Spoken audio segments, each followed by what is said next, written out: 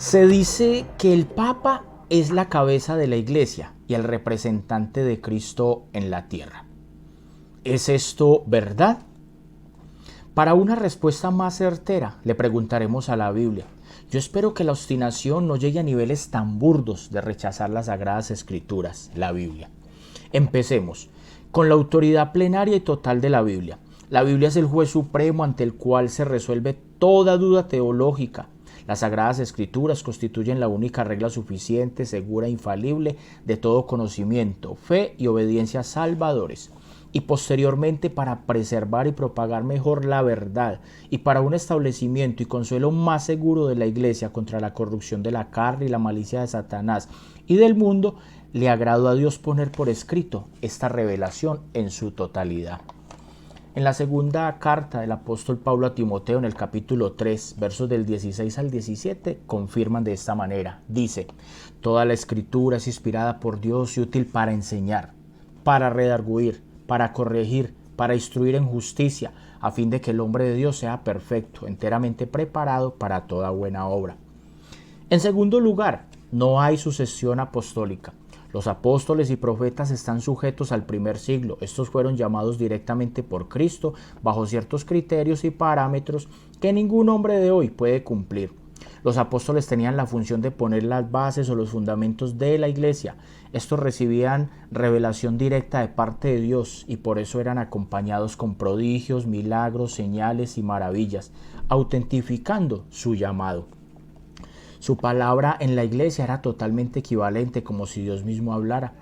Hoy el canon bíblico está cerrado, es perfecto y está completo. En la edificación de un edificio, la fundación se pone una sola vez. En la iglesia ya los apóstoles pusieron el fundamento. No es necesario más apóstoles. Estamos en etapa de expansión y no de fundación. Cuando estos murieron no fueron sustituidos por nadie, ni siquiera los padres de la iglesia se atrevieron a llamarse apóstoles. Por lo tanto, la iglesia verdadera de Cristo sí tiene apóstoles, son los que están consignados en las Sagradas Escrituras, los apóstoles del Cordero. Efesios capítulo 2, versos 20 al 22 lo confirman. Dice: edificaos sobre el fundamento de los apóstoles y profetas, siendo la principal piedra del ángulo Jesucristo mismo, en quien todo el edificio bien coordinado va creciendo para ser un templo santo en el Señor, en quien vosotros también sois juntamente edificados para morada de Dios en el Espíritu. En tercer lugar, la iglesia no es propiedad de ningún hombre, ni de ninguna organización religiosa. Cristo la compró, Cristo la sustenta, Cristo la dirige, Cristo es su cabeza. Así que ningún hombre tiene la potestad de autonombrarse su cabeza ni cambiar la palabra ya establecida que la regula y la dirige. Así lo afirma Hechos capítulo 20, versículos del 28 al 30, que Cristo la ganó con su propia sangre. Hay tres títulos erróneos o blasfemos que se le atribuyen al Papa. Dicen que es la cabeza de la iglesia. Según Colosenses capítulo 1 verso 18 dice: Él es también la cabeza del cuerpo, que es la iglesia, y es el principio, el primogénito de entre los muertos, a fin de que Él tenga en todo la primacía. Se refiere a Jesucristo. También lo llaman Santo Papa o Santo Padre, título que solo debe ser atribuido únicamente a Dios. Mateo 23:9 dice: Y no llaméis Padre vuestro a nadie en la tierra, porque uno es vuestro Padre, el que está sentado en los cielos. Lo llaman el vicario de Cristo. Vicario es una palabra que viene del latín vicarius, que significa en lugar de, representante de. Pero Juan en el capítulo 14, verso 26 dice: Mas el Consolador, el Espíritu Santo, a quien el Padre enviará en mi nombre, Él os enseñará todas las cosas y os recordará todo lo que yo os he dicho. En Juan 14, del 16 al 18, proclama exactamente lo mismo. En conclusión, el Espíritu Santo es el representante de Cristo en la tierra. Piensa y medita en estos textos que escucharás a continuación.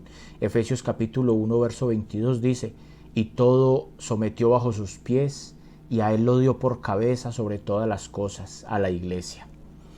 En Efesios 4:15 dice: Más bien, al hablar la verdad en amor, creceremos en todos los aspectos en aquel que es cabeza, es decir, Cristo. Efesios capítulo 5, verso 23 dice: porque el marido es cabeza de la mujer, así como Cristo es cabeza de la iglesia, siendo él mismo el Salvador del cuerpo. En 1 Corintios 11:3 dice: pero quiero que sepáis que la cabeza de todo hombre es Cristo, y la cabeza de la mujer es el hombre, y la cabeza de Cristo es Dios. Efesios 4:12 ratifican lo mismo. Colosenses capítulo 1 verso 18 y Colosenses 2:10. Ahora, no solo la iglesia romanista o papista, como la llamaron algunos reformadores, tiene papas u hombres en condición elevada de autoridad que parecen estar por encima de Cristo y se adueñan de la iglesia, a los cuales se sujetan los feligreses y aceptan sus declaraciones erróneas y herejes y las obedecen y las creen como palabra de Dios. También es terrible y doloroso ver cómo las iglesias o denominaciones cristianas evangélicas tienen casi papas, hombres con toda clase de herejías y blasfemias que llevan a los feligreses a creer y practicar todo tipo de locura que no tienen fundamento bíblico. Se autonombran apóstoles, profetas, ordenan mujeres al ministerio, inventan doctrinas de pactos financieros y todo tipo de locura que lleva a los creyentes a aferrarse más a esta vida y no a la vida venidera que Cristo nos ofrece. Ni siquiera sus títulos de apóstoles o profetas son bíblicos. Predican de sueños, visiones y experiencias personales. Se enfocan en un mensaje antropocéntrico, relevando al hombre antes que a Cristo. Amigo, huye de estas locuras y sumérgete en las Sagradas Escrituras, y el Espíritu Santo te llevará a toda verdad.